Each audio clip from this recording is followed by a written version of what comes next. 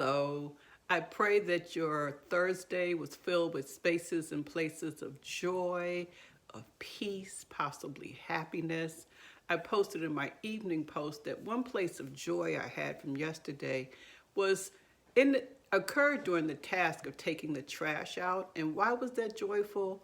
Because there was a light summer rain that was beginning to mist over, and the smells of the rain and the light misting and combined with the perfect temperature, it brought back so many pleasant memories.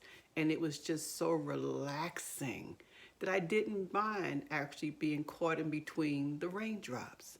And so I would encourage you that sometimes we can find joy in very simple, routine, mundane chores or activities if we only change our view or if we pay attention to what might be happening even while we do our regular stuff. Today we will continue our topic about toxic relationships, and I just want to remind you that we are looking at signs that your relationship may be toxic and that you may recognize some of these signs in your partner. But guess what? These may be some things that you do as well, okay? Or just the nature of the relationship itself. And so, quick review, we've already talked about if there's a lack of support, it may be pointing to a toxic relationship, toxic communications, how you all speak to each other, if you're using sarcasm, criticism, or overt hostility, or even just simply stop talking to each other or avoiding talking to each other, or even talking to each other through your children or through other people. That's pretty toxic also, because you've now brought other people who are really not involved into it, particularly your children, you brought them into this mess. So let's not do that. We've also talked about jealousy. Okay, and we've talked about controlling behaviors. And as I've stated, control, if you have been traumatized, control or the need to be in control is what you consider your security blanket. It helps you to feel safe. But guess what? It wreaks havoc on relationships, because no one wants to be in a relationship where they are being controlled. Whether it's you trying to control your partner and everybody around you, or your partner trying to control you, and vice versa. Today we will talk about resentments. Resentments are a big issue, and this kind of comes under two categories that are kind of intertwined. If you've ever been traumatized, or if you grew up in a dysfunctional household, or if you tend to struggle with low self-esteem, maybe some depression, and this it could even be a piece of higher anxiety, and I'm saying this is when a situation happens, okay? Someone does something to you that you don't particularly care for. And whether that person has apologized or not, you hold that resentment forever. Someone may have behaved unkindly toward you 10 years ago, and they have completely moved on. They've completely forgotten about it. They've even apologized about it. But when you hear that person's name, you instantly bring up that old grudge. And someone may say, well, why don't you like that person? And you'll say, well, let me tell you what they did to me. And then if the person presses, it's like, well, how long ago did that happen? It could have been a long time ago, but you're still nursing that resentment. You're still nursing that grudge. And what makes resentments even worse is when we don't address it with the other person. We don't address how we're experiencing them with the other person, but we just let it fester. And we just continue to let it smolder. And those of you who like to cook out, you know what happens when you have charcoal that you thought that you had gone out. You thought you had, put the fire out. But deep up under those charcoal briskets, or whatever you call those things, there was a fire that was still smoldering. And it was still heated.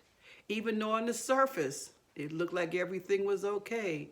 Up underneath, it was still smoldering. It was still heating.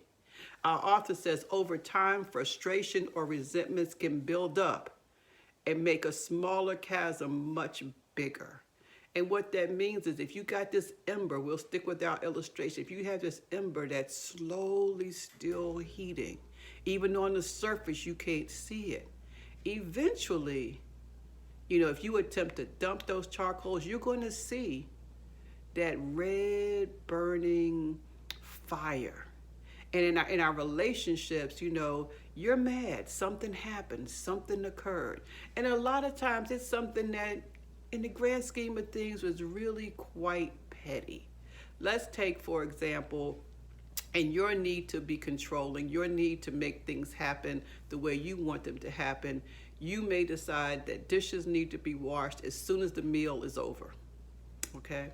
And that may be a great rule to put in place for your children if they're the dishwashers before they go off and start doing video games or whatever. But let's say it's your intimate partner. And maybe your intimate partner feels like that after a meal is eaten, they want to kind of sit back and relax. They may want to, have a little kickback time. They may want to watch a little TV. They may want to take some time to enjoy the meal. But because you cooked the meal and they have agreed to wash the dishes, you want it to happen now. You want it to happen right now, before any kicking back, before any relaxing happens. You want those dishes to be washed. And they don't do it because that's not how they flow. Those dishes don't matter to them right now. And it doesn't even really matter to you that they will eventually get to them, because guess what? As you're slowly simmering and burning, you go in there and start slamming dishes together and start slamming pots together. You're going to do it loud so they can hear you, because you now got this resentment that they're not doing things your way. And then let's say something else comes up. Let's say, I don't know, you want the clothes, you decide that Saturday has to be the day to wash clothes. But when you go to get your clothes together, someone in your household doesn't have theirs ready. Okay? And now that ember from before about the dishes was still smoldering, and now this issue with the clothing is adding to that flame, and just add one more spark of something. Okay? They left a container of orange juice in the refrigerator and there was barely enough to wet your throat in it. And now you've exploded. All of those things have simmered and moved on top of each other, and that heat has been burning, and you are now exploding. And what they think you're exploding about is the orange juice that you left in there, and you can't even hear their explanation, which might have been, whether you believe it or not, well, I was leaving a little bit for you, or I drank as much as I wanted to drink. All you know is that fire that had been burning from these little things all along that you had not spoke about has now come to a place of combustion, and there are active heat, possibly active flames. And then to make it worse, as you are going off on them, you're going to remind them of every wrong they've ever done, ever in life. Even if you have to go back years ago. Whew. Who can defend themselves over that type of fury? Who can stand up to that? It's exhausting even talking about it. And that's why holding resentments can be such a powerful destroyer of relationships. Holding things in. They may say even majoring in the minors. Does everything have to be such a big deal?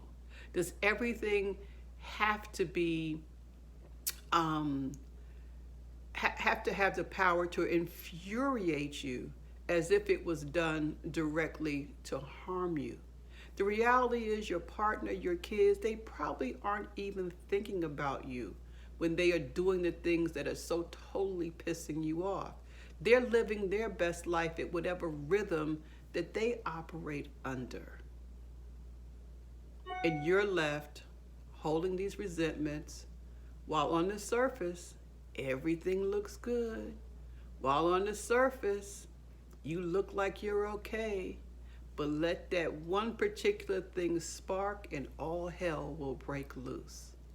I invite you to think about this message, because if you've been traumatized, if you grew up in a dysfunctional household, if you suffer with increased anxiety or depression, low self-esteem, resentment is a part of your makeup.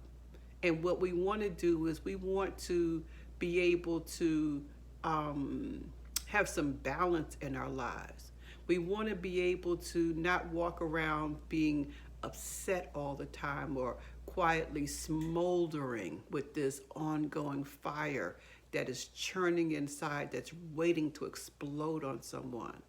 As we continue this series, we're going to talk about how to give yourself permission to talk about the things that bother you, how to give yourself permission to listen to the other person's response, how to give yourself permission to consider that maybe I am over personalizing these things that are happening. Maybe I'm being a bit too sensitive. Maybe I might need to consider that there may be more than one way to do something. And even if I don't totally disagree, or if I don't totally agree, I don't necessarily have to hold it in until I explode. So I want to end, and we're going to do that on purpose, with intention. I just want to end by reassuring you, because I don't want anyone to think that if you've been traumatized or if you resonate with some of these things from your own behavior, that you are a bad person. No, you're not.